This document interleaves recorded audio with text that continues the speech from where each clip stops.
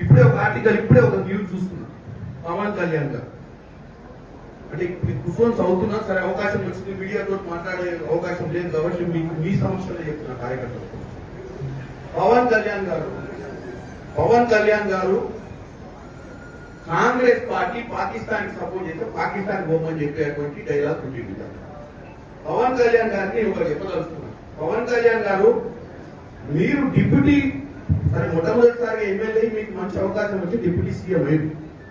ఇది సినిమా కాదు, స్క్రిప్ట్ రాసిస్తే చదువుకోని నువ్వు ఒక ఉప ముఖ్యమంత్రి అంటే ఒక స్థాయి ఇచ్చింది, స్థాయికి తగ్గట్టు మాట్లాడాలి. ఎవడో స్క్రిప్ట్ రాసిస్తే చదువుడు, లేకపోతే ప్రధానమంత్రి నువ్వు కృషి చేయాలనుకుంటే ఇంకేదైనా ప్లాట్ఫామ్ మీద పోయి రాజకీయాలు బంద్ చేసి సినిమా తీసి నంగనారావు తీసినట్టే మనం 2-3 సినిమాలు తీసి ఆయన ప్రసన్నం చేస్తాం అంతే తప్ప నీకు ఒక అధికారమైన బాధ్యతలు ఇచ్చి ప్రజా సమస్యల మీద పోరాటం చేయాల్సినవి బాధ్యత లేకుండా కాంగ్రెస్ పార్టీ పాకిస్తాన్ లో సపోర్ట్ చేస్తుందని ఒక ప్రచారం చేయ ప్రయత్నం చేస్తున్నాం. కాంగ్రెస్ పార్టీ సెక్యులర్ గా ఈ దేశాన్ని కాపాడాలనుకుంటుంది.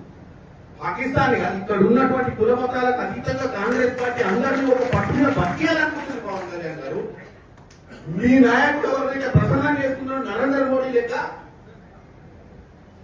కుల మతాల మధ్యన చిచ్చు పెట్టే ప్రయత్నం చేస్తలేదు.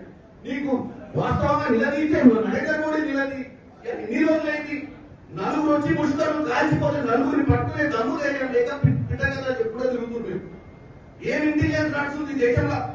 నలుగురు వచ్చి మిట్ట మధ్యాహ్నం కూడా బౌండరీ మీద కూడా కాదు, బోర్డర్ మీద కూడా కాదు, లోపలికి వచ్చి 100 కిలోమీటర్ల లోపలికి వచ్చి కాల్చిపోయిన నలుగురిని పట్టలే నువ్వు పిట్టకథ చెప్తే నువ్వు ఆ పిట్టకథ నువ్వు విని మన కాంగ్రెస్ పార్టీని విషప్రచారం చేసే ప్రయత్నం చేయడం అనేది వాస్తవంగా ఆంధ్ర ప్రజలు నీలాంటి ఉప ముఖ్యమంత్రిగా ఎన్నుకునేందుకు వాళ్ళ క్షేమియాలి.